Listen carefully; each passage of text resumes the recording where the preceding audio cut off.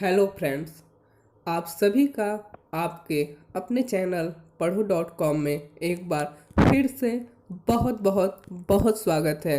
और मैं आपका अपना रोशन एक बार फिर हाजिर हूँ आपके लिए एक नई और बेहतरीन वीडियो के साथ। दोस्तों, आज के वीडियो में हम जानेंगे कि आखिर ऐसा क्यों होता है, क्यों हमें प्यास लगती है, क्यों हमारी याददाश्त चली जाती है और क्यों होता है ऐसा।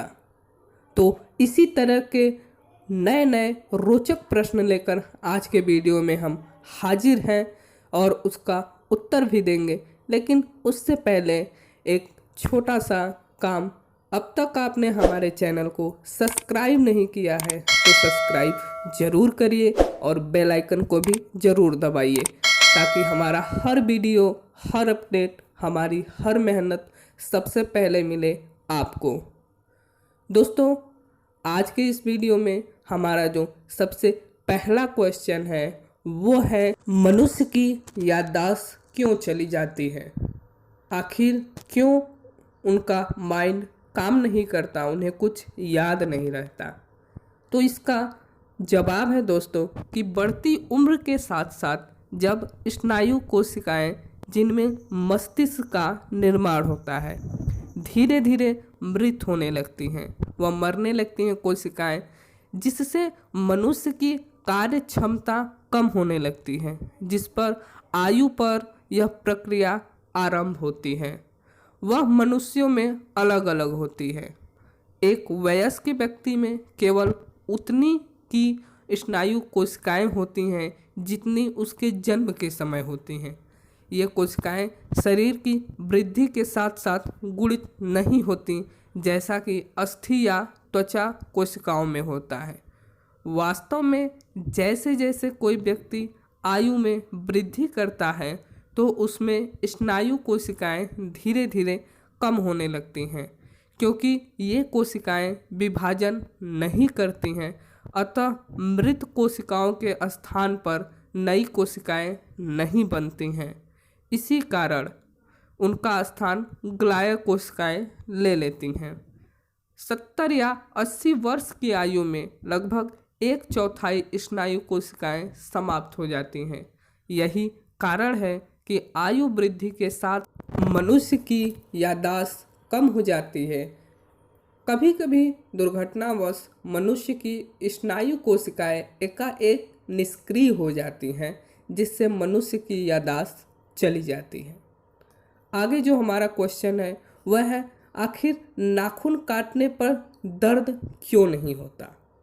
जी हाँ, तो इसका उत्तर है कि नाखून की जो कोशिकाएं होती हैं वह मृत कोशिकाओं से बनी होती हैं। नाखून में रुधिर कोशिकाएं नहीं पाई जाती हैं, उनमें खून का प्रवाह नहीं होता है, अतः इसे काटने पर दर्द नहीं होता। जिन जिन कोशिकाओं में खून का प्रवाह हुआ होगा उन कोशिकाओं को काटने पर दर्द होगा। इसी प्रकार बाल हैं, इनमें कोशिकाएं मृत कोशिकाओं से बनी होने के कारण बाल को भी काटने पर दर्द नहीं होता है। और हमारा अगला सवाल है कि आंसू और पसीने का स्वाद नमकीन क्यों होता है। तो इसका उत्तर है कि पसीने और आंसुओं में मौजूद सोडियम क्लोराइड के कारण ही इनका स्वाद नमकीन होता है। आँख और पसीना दोनों लवण के साथ साथ खनिज तथा कुछ अन्य रसायन होते हैं। जब लवणों की मात्रा शरीर में आवश्यकता से ज़्यादा होती है तब इन्हें बाहर निकाल दिया जाता है।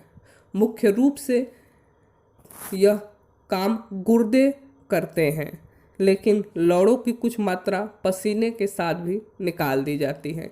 यही कारण है कि आंसू और पसीने का स्वाद खारा होता है। अगला क्वेश्चन कि हमें धूप में बैठने के बाद आलस क्यों आने लगता है। कुछ दूर धूप में हम बैठ लेंगे तो हमें आलस क्यों आता है। तो उसका जवाब है कि सर्दी में सूर्य की गर्माहट वैसे बहुत आरामदेह होती है। विशेषकर सर्दियों में खाना खाने के बाद हर कोई धूप में थोड़ी देर लेटना और आराम करना चाहता है। वैसे खाने के बाद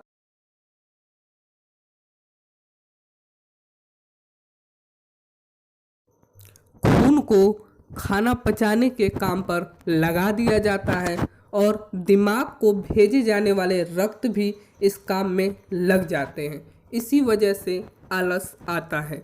जब कोई व्यक्ति चिलचिलाती धूप में थोड़ी देर खड़ा रहे तो उसके शरीर के सारे आवश्यक पदार्थ पसीने के रूप में बाहर निकल जाएंगे और यह व्यक्ति निढाल होकर गिर जाएगा। अगला जो क्वेश्चन है वह है कि आखिर कुछ लोगों को गर्मियों में नाक से खून क्यों आने लगता है। कुछ लोगों को गर्मियों में नाक से खून क्यों आने लगता है, तो इसका जवाब है कि नाक के अंदर की सतह और दोनों नाक के छिद्रों के बीच दीवार नेसल स्टेप्टर रहती है और नम झिल्ली श्लेष्मम या म्यूकस मेम्ब्रेन से ढकी होती है। इसकी एक तह के पास कई पतली पतली रक्त सिराएं रक्त ले रही होती हैं। यह सिराएं रक्त को एक स्थान से दूसरे स्थान तक ले जाती हैं। इस झिल्ली के गर्मी में सूखने के कारण हल्के झटके, जोर से छींक आने या फिर किसी अन्य कारण से यह रक्त सिराएं टूट जाती हैं और नाक से खून आने लगता है। इसी तरह हमारा अगला प्रश्न है कि रोते समय आंसू क्यों आते हैं। आखिर क्यों रोते समय ही आंसू आते हैं, तो इसका जवाब है कि जब हम कभी रोते हैं या खुशी के मौके पर हमारी आंखों से आंसू आ जाते हैं। हमारी आंखों के बाहरी कोण के करीब 3 अश्रु या लोक्रियस ग्रंथियां होती हैं। इनमें स्रावित जल सदृश अश्रु पलकों, कार्निया और कंजक्विटा को नम बनाए रखता है और इनकी सफाई करके हानिकारक जीवाणुओं से इनकी रक्षा करता है। चोट लगने या किसी बाहरी वस्तु के आँख में गिर जाने या दुख या सुख की भावनाओं से प्रेरित होकर आंसू अधिक मात्रा में स्रावित होकर बहने लगता है। जन्म के करीब 4 महीने बाद मानव शिशु में अश्रु ग्रंथियां सक्रिय हो जाती हैं। अगला क्वेश्चन हमारा जो है वो है नमक खाने से हमें प्यास क्यों लगती है। तो इसका जवाब है कि नमक खाने पर शरीर की कोशिकाओं या जल गुर्दों की ओर आ जाता है, जिससे शरीर में अन्य भागों और पानी की अस्थायी कमी आ जाती है, जिसकी पूर्ति के लिए हमें प्यास लगती है। एक और सवाल जो आपके मन में आता होगा कि आखिर हमें प्यास क्यों लगती है।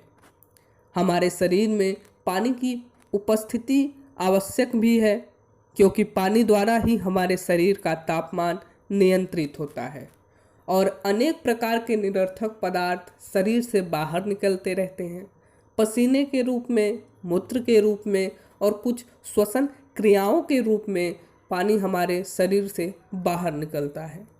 मस्तिष्क में स्थित एक छोटा सा प्यास केंद्र हाइपोथैलेमस शरीर में पानी का संतुलन बनाए रखने के लिए एक प्रकार का हार्मोन स्रावित करता है।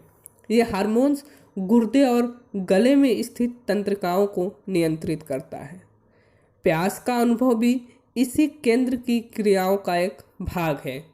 शरीर में आधा लीटर पानी की कमी होने से हमें प्यास का अनुभव होने लगता है। जैसे जैसे इसके और भी लक्षण दिखाई देने लगते हैं, जैसे मुंह का सूखना और उस पर एक परत सी बन जाती है। शरीर में 5 लीटर या उससे अधिक पानी की कमी खतरनाक हो सकती है।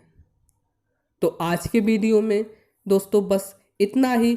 हमें आशा नहीं, उम्मीद है कि आपको यह वीडियो बहुत ही पसंद आया होगा और आपने बहुत सारी बातें जानी होंगी।